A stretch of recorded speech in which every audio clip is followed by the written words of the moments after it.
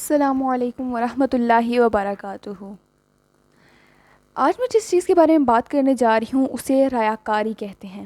جی ہاں، ایک ایسی بیماری جو ہماری عبادتوں کو مردہ کر دیتی ہے، جو ہمارے اعمال کو ضائع کر دیتی ہے، جو ایسے معاشرے کو انجام دیتی ہے جو دین کے لیے نہیں دنیا کے لیے اپنی زندگی گزارتا ہے، دنیا کے لیے اپنے عمل کرتا ہے۔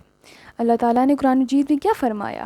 وَمَا أُمِرُوا إِلَّا لِيَعْبُدُوا اللَّهَ مُخْلِصِينَ لَهُ الدِّينَ، اور انہیں صرف یہی حکم دیا گیا تھا کہ وہ اللہ کی عبادت کریں، خالص اسی کے لیے دین کو قائم کریں۔ اگر ہمارے معاشرے میں دیکھا جائے تو جو کچھ بھی کام ہوتا ہے ریاکاری کے لیے ہوتا ہے، لوگوں کو دکھانے کے لیے ہوتا ہے۔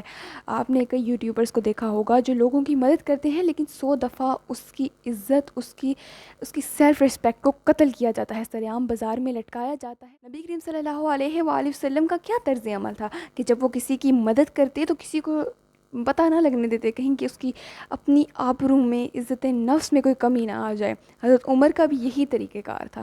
لیکن ہمارے معاشرے میں کیا ہوتا ہے، آپ نے جتنے بھی یوٹیوبرز کو دیکھا ہوگا، ذرا سی کسی کی مدد کر رہے ہیں، 100 دفعہ کیمرے پہ دکھائیں گے ہم نے اس کی یہ مدد کی، یہ مدد کی۔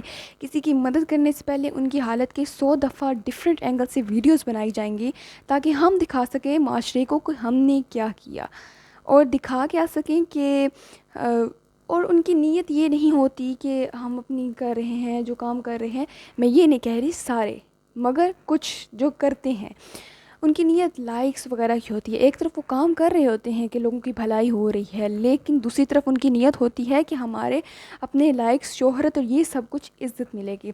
But if you are doing this, I am sorry to say that کہ آپ کے سارے اعمال ضائع ہو رہے ہیں۔ نبی کریم صلی اللہ علیہ وآلہ وسلم نے فرمایا، مجھے تمہارے بارے میں سب سے زیادہ جس چیز کا خوف ہے وہ شرک اصغر ہے، یعنی ریاکاری۔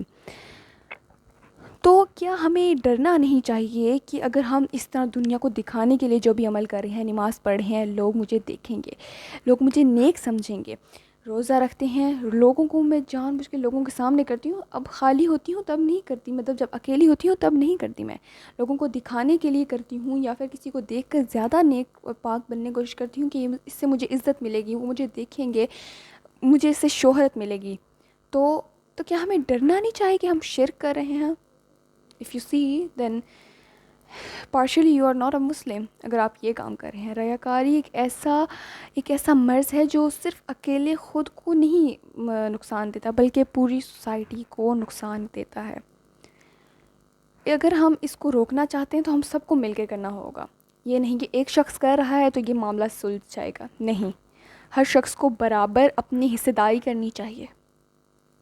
ہمیں ڈرنا چاہیے کہ اگر ہم نے یہ کیا تو کہیں ہمارے اعمال ضائع نہ ہو جائیں، قیامت کے دن میرے اعمال، میری نیکیاں میرے منہ پہ نہ مار دی جائیں صرف اس لیے کہ نیت خالص نہیں تھی۔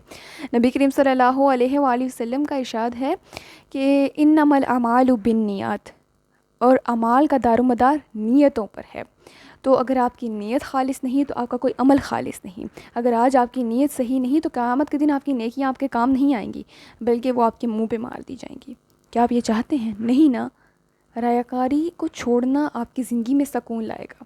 لوگوں کی شہرت، لوگوں کی باتوں، لوگوں کی تعریفیں، لوگوں کے لائکس کمنٹ کے لیے نہیں، جو کرنا ہے خالص اللہ کے لیے کرنا ہے۔ جب بھی کوئی کام کرنا ہے تو کہنا ہے کہ اے اللہ میں فلاں کام کر رہی ہوں، صرف آپ کے لیے کر رہی ہوں، مجھے لوگوں کی کوئی تعریف نہیں چاہیے، لوگ مجھے برا بھلا بھی کہیں تو مجھے کوئی فکر نہیں، مجھے صرف آپ کی رضا چاہیے۔